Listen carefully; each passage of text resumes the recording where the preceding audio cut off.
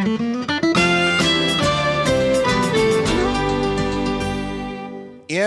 my life, not much has trumped that moment, that feeling of a wood paddle cutting through silent water next to the canoe.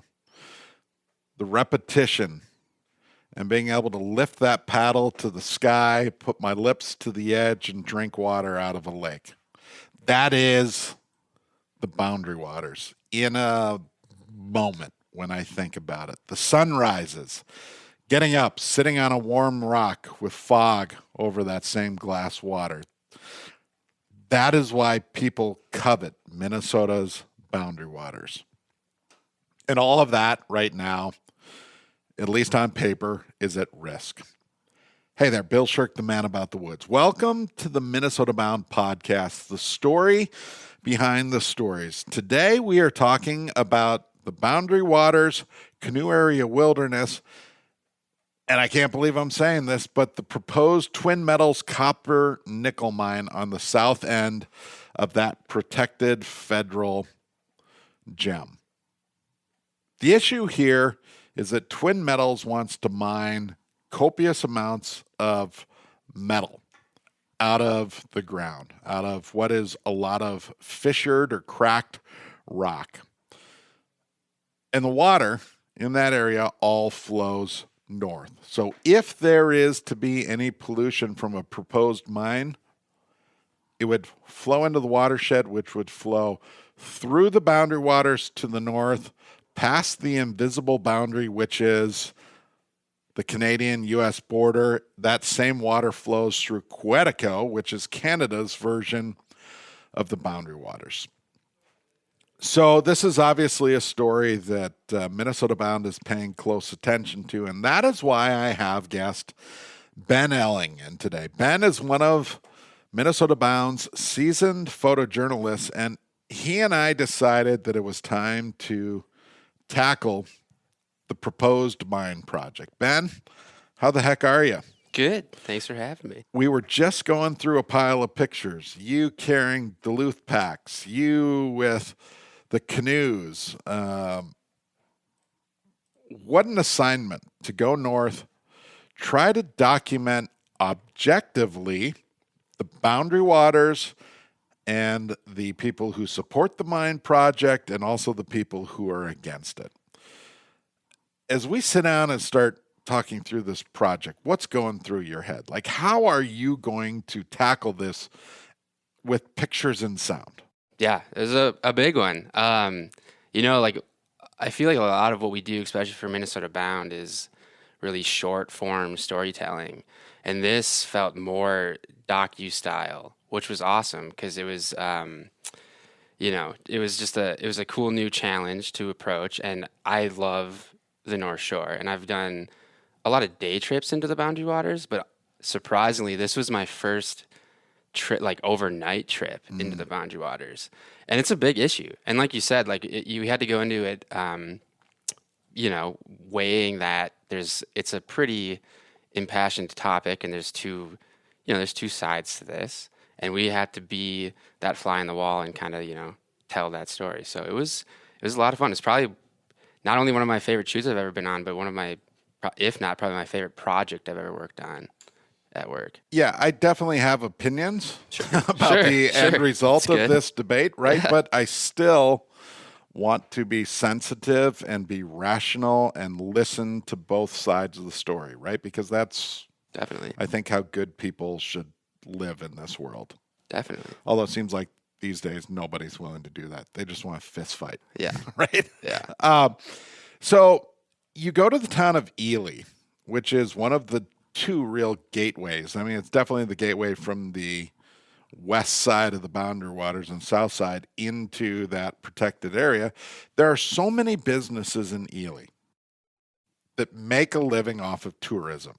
The restaurants, many of the bars, obviously the outfitters that give people canoes and packs and tents and sleeping bags to use. Were you able to wrap your arms around what is at risk here if this mining project gets off the ground? Totally. Yeah. I mean, we were talking to, is it Steve Paragas? Yep. Yeah, and I mean, tourism up there is, catamount. But also, it is, when you go up there, you do see, like, you're immediately greeted with all of these empty stores. Like, obviously, there's issues up there.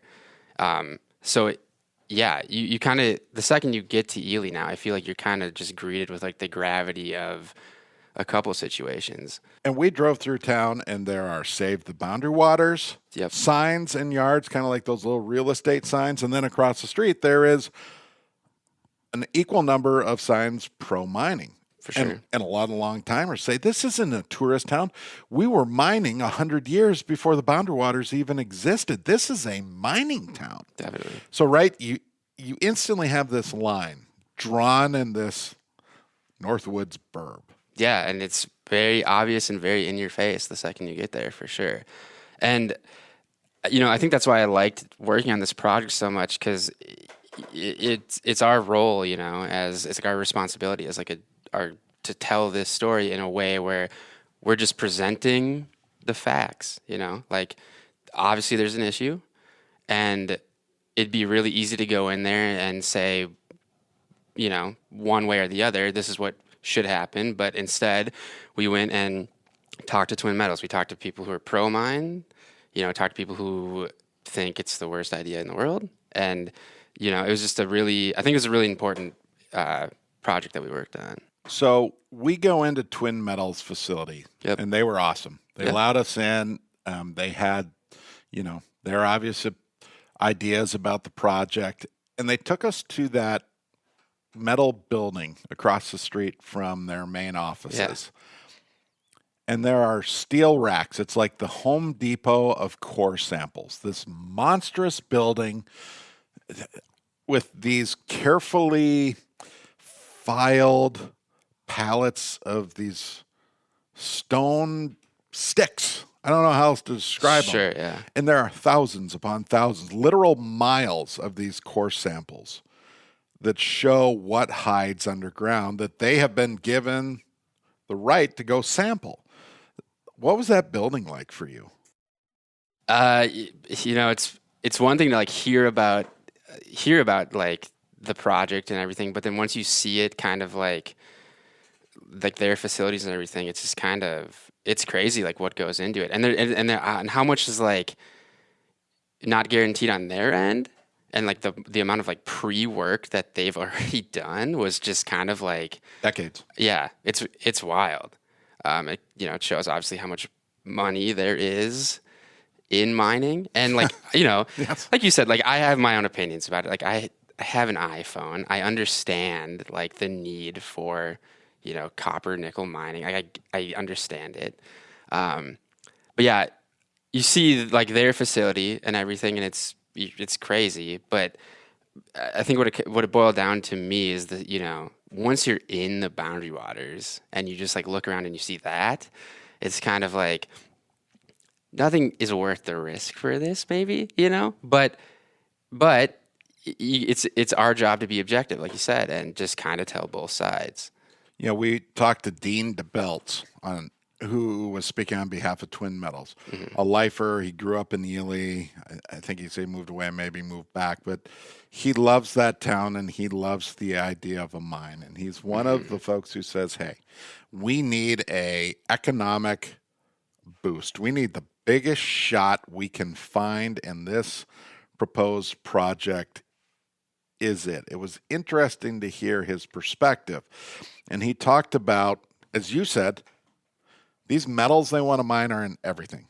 They're in the cell phone. They're probably in the headsets we're using right now. Sure. They're in all the cars, all the trucks that we drive to work, the computers that are sitting. He said, you can't turn your back on that. We need these metals, and that's why. And it was funny. I was driving Bennett Shirk, my 10-year-old, to hockey the other night. And he said, how many people are on the planet? And it's, I don't know, 4 billion, 4.4 billion. He goes, oh, I thought it was 8. So at the stoplight, shame on me, I pulled out my copper-infused Android and punched in the number. Yeah, we're at like 8 billion people. And I swear the last time I looked, it was 4. Maybe I'm just going nuts. But But there is a need on this planet. And I get twisted up because the mining folks say, where do you think all those metals we need are going to come from? For sure. Right here. This is one of the highest concentrations on the planet Earth. But then you talk to Steve Paragas over at the outfitting business. He says, yeah, that's one way to look at it.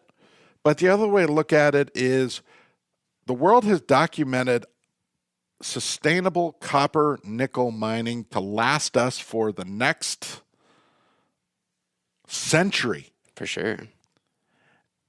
In areas where there is not this sort of risk. Yeah. Twin Metals wants this because it's the cookie jar, man. It is a lot of metal in one spot.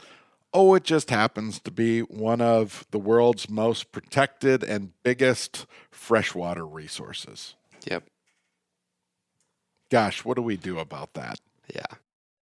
Yeah, and once you spend time there, like a long period of time, it just gets, I think, a little easier and easier to say, like, this is not probably worth the risk, but yeah, it's a tough one because it's a like I said, like I feel like a lot of like the storytelling we do is very, I don't want to say like, we like it's a lot. This project is a lot more different than like documenting a watercolor artist, for example. That's easy. You go in, you have 4 minutes to tell somebody's story about the art they make. Pretty low impact. It's fun. Yeah. It's a highlight for them. It's a poignant, important story. But this story, the Boundary Water story, there is a lot at stake. Definitely. And I've definitely felt like the responsibility of like being objective with this whole project because I shot and cut it and edited it. So it was just like a overall like a really fun project to work on. Well, acknowledging the importance of getting it right, and not, and just staying objective on it. And you talk about being in the Boundary Waters and seeing there was a very specific moment for you. I want to talk about that moment for all of us, really, Sure. where it just made sense. We'll get to that in a second, but first we need to thank some of the sponsors. My guest today is Ben Elling, one of our seasoned photojournalists and editors here at Minnesota Bound, and we are talking about the Boundary Waters Project, and you are listening to the Minnesota Bound podcast, the stories behind the stories, and a lot of great sponsors help make this podcast happen. First up, Thousand Hills Lifetime Grazed Beef, one of our newest sponsors. Right now, today we're talking about clean water, best environmental practices, protecting native habitat. That is exactly why I'm so excited about Thousand Hills Lifetime Grazed Beef. It is locally raised beef done differently. Let me explain. It'll make sense. Thousand Hills uses what is called regenerative agriculture to raise cattle. Those beef cows, they graze in fields of wild and native grasses. And then guess what? When they mow it down a little bit, they move those cattle to a different stand of grass. It is a sustainable ecosystem free of synthetic fertilizers and chemical herbicides. It is a system of agriculture that promotes clean water, natural grasses, and the end result, the best darn beef you have ever tasted. The Shirk boys are red meat crazy these days. As teenagers, right, they go nuts. And they love the Thousand Hills. We just did steaks on the grill. It is beef raised the right way. Check out Thousand Hills Lifetime Grazed Beef to understand their practices and fall in love with Thousand Hills beef. I would also like to thank the Minnesota Propane Association. Hi, I'm Laura Shera, and did you know that a propane gas furnace lifespan averages 20 years, while electric heat pumps only last 14 years? And propane furnaces work in all temperatures while delivering warm and consistent heat to your home. Why buy two heating systems when one propane furnace can do it all? It lasts longer, works better, and it costs less. These things and more are done with propane today. The right energy right now. And North Dakota Tourism. Start planning your fall hunt in North Dakota at legendarynd.com. You know, North Dakota is home to more than 800,000 plots hunting acres. That is private land that landowners open to public hunting. And the plots guides, they show you exactly where all this secret land sits. Right now, North Dakota's ringneck pheasant crowing counts are up 15% this year. That is really good news. The state is also home to an estimated 2.9 million breeding ducks. North Dakota, it is an absolute outdoor oasis just waiting. Plan your trip and bag your limit this fall in North Dakota. Visit legendarynd.com. All right, Ben Elling is my guest today, and you and I worked long hours trying to tell the story of the proposed copper nickel mine on the southern edge of the Boundary Waters, what the benefits of that mine might be, and certainly what the risks of such a project are. We talk about you get into the Boundary Waters and you have that moment where you go, no, this is it. We protect this at all cost. What was that moment for you? I mean, well, I guess like right off the bat, just shooting in the Boundary Waters is a cheat code. It's just easy. Like I get to point at the camera anywhere, and it's magic. It's it's good. I come back with quality images, so it made my job pretty easy. But like stepping away from that, just being able to like be there and take it all in. I guess when I like really was like, really grasping the gravity of it. It was like a sunset shot. Yeah, waiting for the sunset. And there was this solo camper who canoed by our group by himself. And he was going probably deeper than we were. But sun setting, and you got this guy coming across the lake in front of us by himself, and it's just like, man, when I'm maybe like retired or something, or maybe in a week, like that. You will not be retiring in 1 week. Yeah. I don't want to break the bad news. Yeah, I know. But it's just like, man, like that's like great. Like that is great. Like, why would you want to take that away?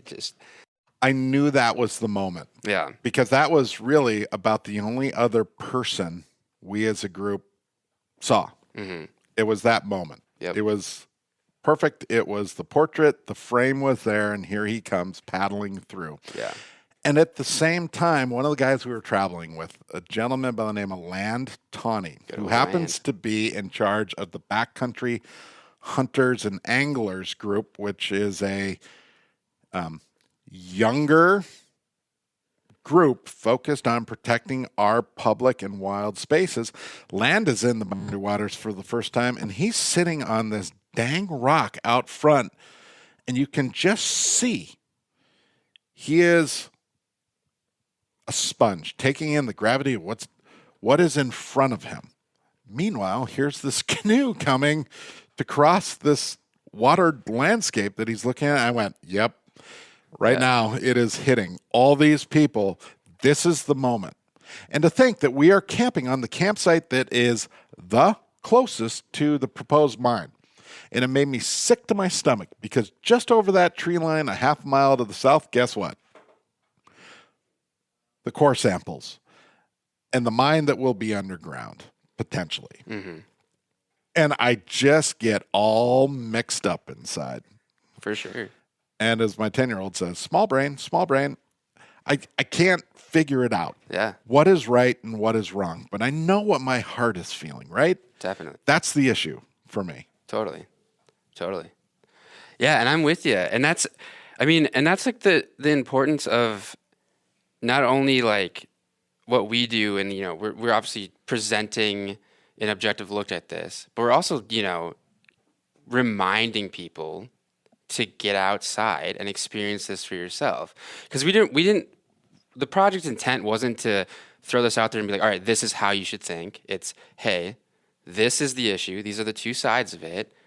Go out and figure this out for yourself, and maybe just go experience it. And I can almost guarantee 99% of people who would just, if they take the time and go experience the Boundary Waters, I can probably guess what they, where they would stand maybe on that. The Boundary Waters was set aside and protected in different stages by Minnesota and the federal government because it is a massive chunk of fresh water.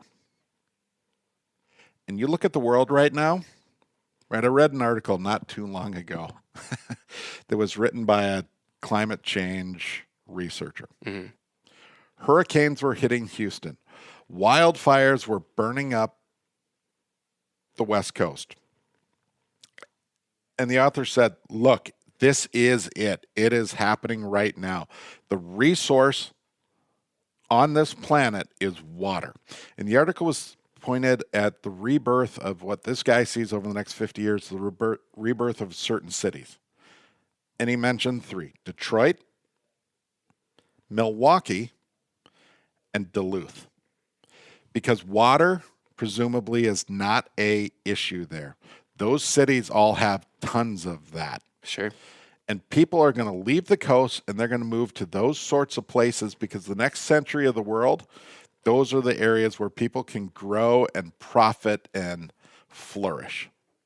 And Duluth, of course, is darn near, right, on the step of the Boundary Water. So all this stuff ties together for me, and I am just intrigued.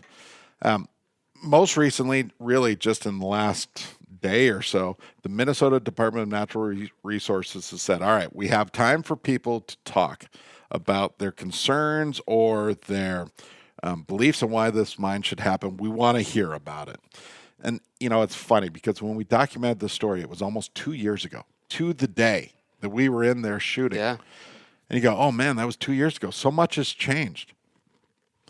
Well, the people on the inside, right, the people making the sausage on this project will tell you 1,000 things have changed, but really nothing has changed. It is in the minutia, the back and forth of the permitting and the research and the environmental impact surveys.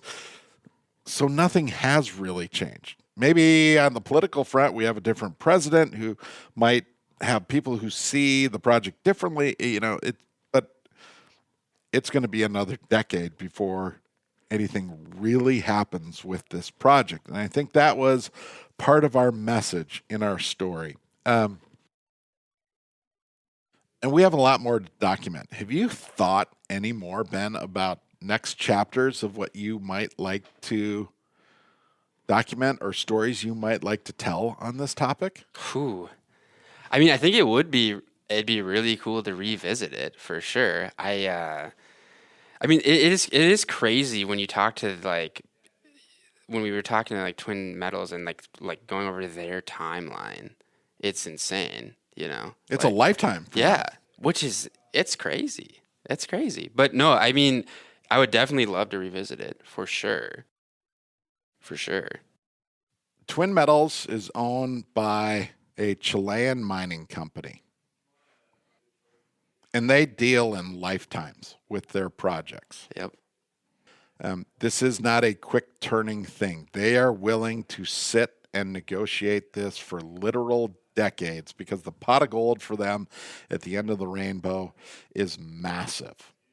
Meanwhile, you have the outfitters, and I'll use, Save the Boundary Waters, backcountry hunters and anglers who also realize this is a long debate.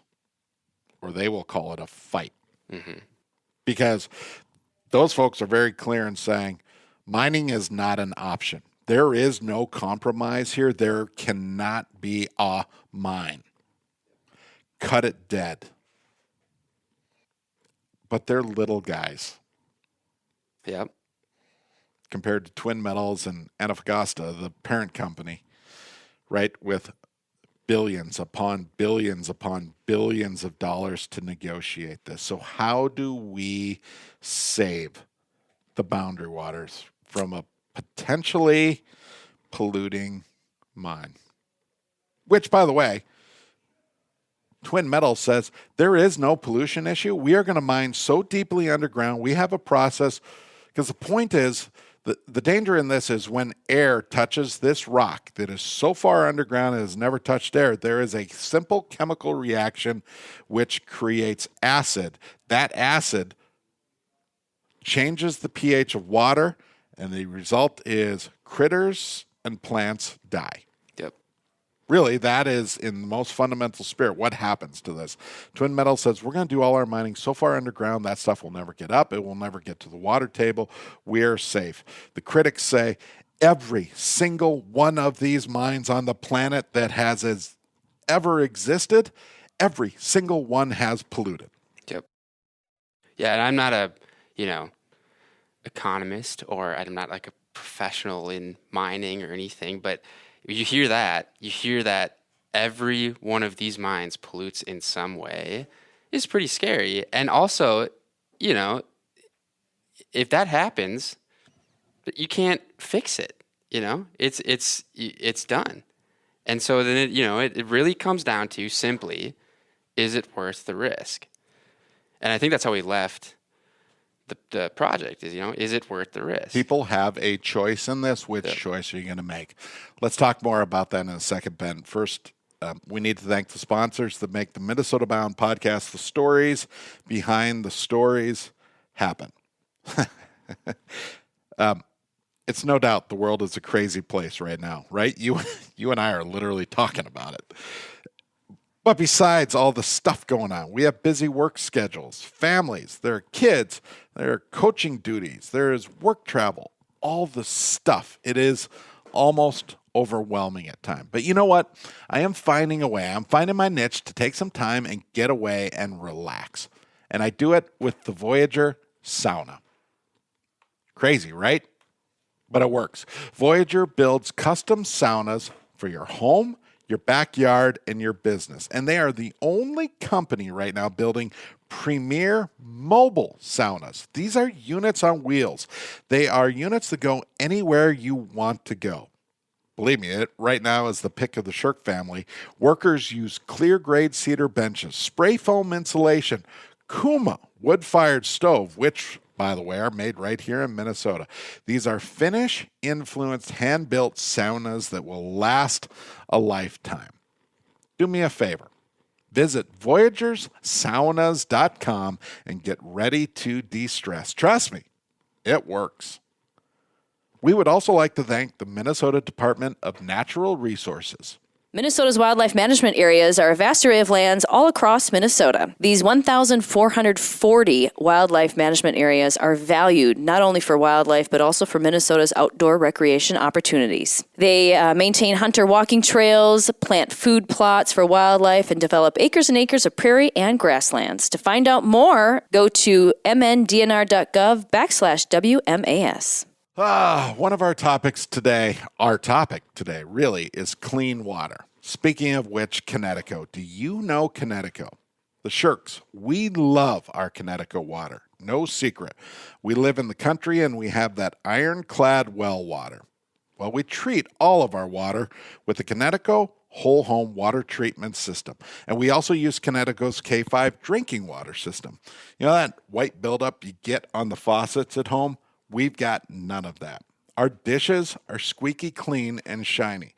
Katie also loves what Connecticut water does for both her hair and her skin, and the Shirk boys drink the absolute heck out of Connecticut water. They will not leave the house for school or for the hockey rink or for the soccer fields without filling their water bottles. What else do you have to say? Our water tastes great, and the foul smell is gone. Call Connecticut like the Shirks did and look forward to clean, safe water. Speaking of water, there is a whole bunch of it up in the Boundary Waters Canoe Area Wilderness, and it is all clean. I have made a life since I was a kid, and Scoutmaster Phil Zietlow the first time said, paddle 100 yards from shore, get out your cup, scoop, drink. And I still do that.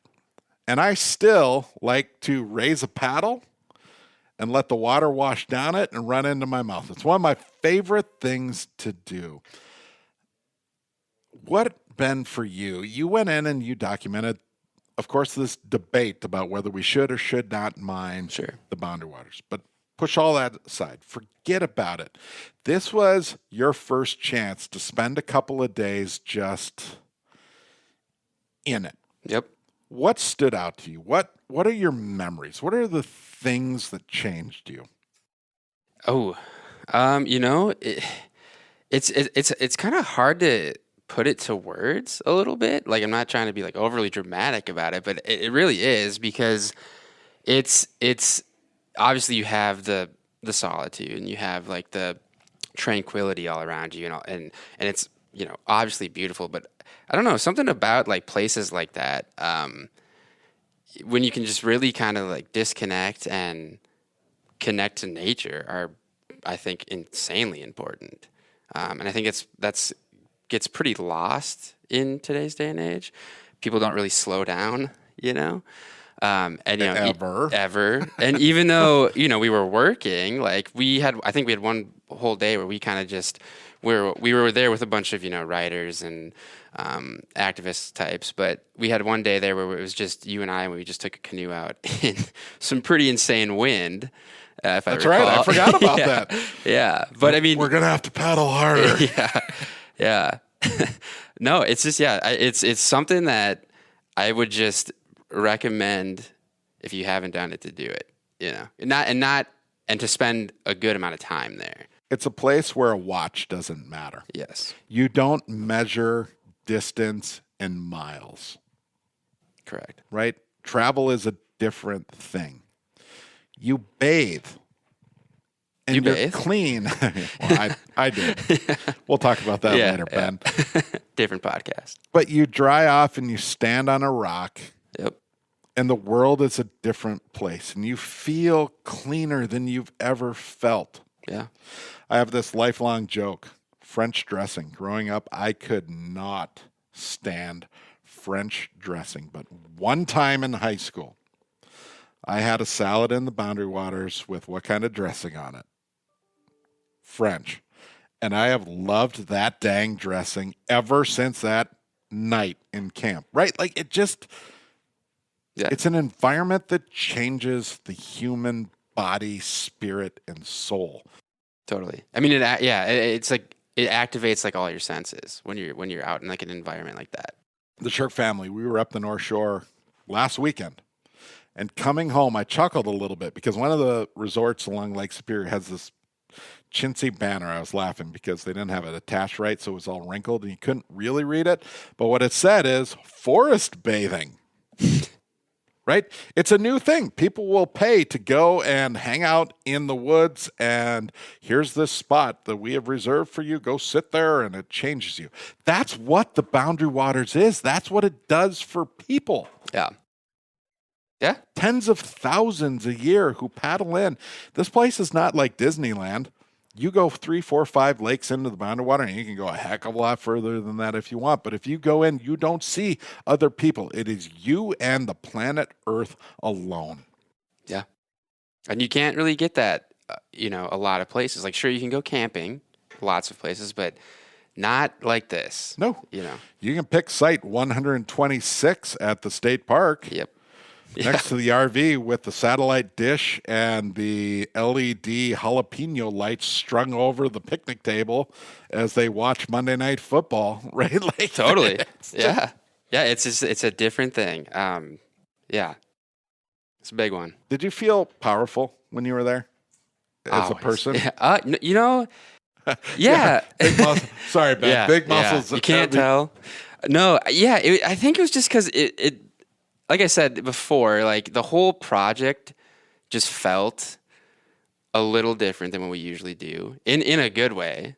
And so I've definitely like reflected on it a lot. And yeah, yes.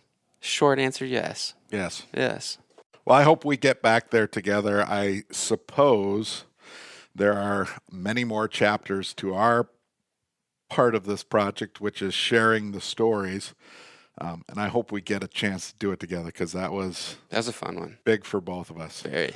Of note, the end result of that, we educated the heck out of a whole bunch of people, both with our television viewerships between Minnesota Bound and our regional shows, Due North Outdoors, also online. If you look, we've had a lot of hits, but the National Academy of Television Arts said, Ben, that was some of the best work we've seen, and you earned Emmys.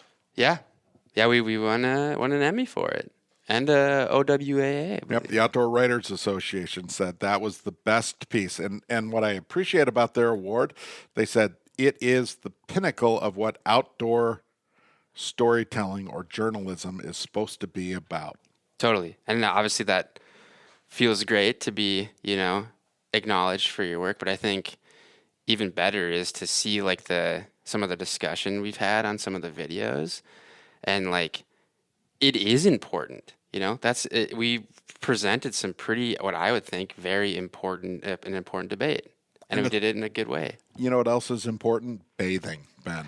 Yeah, true. You're getting a bar of Fell's Naphtha soap for Christmas from me. What are you trying to say? It will always be in your Boundary Waters kit. You worked your tail off. My job was easy. I ask questions and I look around, and you have to carry tripods and batteries and cameras and manage weather and keep the gear safe and document beautiful pictures and poignant conversations. So yeah, hats off. Thank you. But like I said, all that's part of it. But when we're doing stuff like that, it doesn't feel like a job. I don't think that once on that shoot did I ever feel like this is a job. It's really nice to get like lost in something like that, in a project like that. That's because you didn't have a Duluth pack and a canoe. True. On your shoulders on That's the portages. True. Yeah, that's true. I love you like a brother. Thank you. Thanks for having me, Bill. Well, there you go. That's the story behind the story. I ask you to get engaged. If you want more information, certainly you can dial up the Backcountry Hunters and Anglers website. They have so much information about the Boundary Waters and the proposed mining project. Again, I appreciate Twin Metals taking the time to allow us to come in and hear and document their side of this debate. It's a biggie. So get engaged and pay attention. That's my advice to you. I would like to thank all the sponsors that help make the Minnesota Bound podcast, The Stories Behind the Stories, happen. Our podcast presented by Connecticut Water Treatment Systems. My family uses Connecticut. I think yours should too. Also, our newest sponsor, North Dakota Tourism. Voyagers, saunas, and mobile units. The Minnesota Department of Natural Resources. Also, the Minnesota Propane Association and the Minnesota Lottery. Hey, thanks again, Ben Elling, for joining me today. As we say every day until next week, don't forget to take a bath. And maybe introduce a kid to the great outdoors. There you go. See you next week.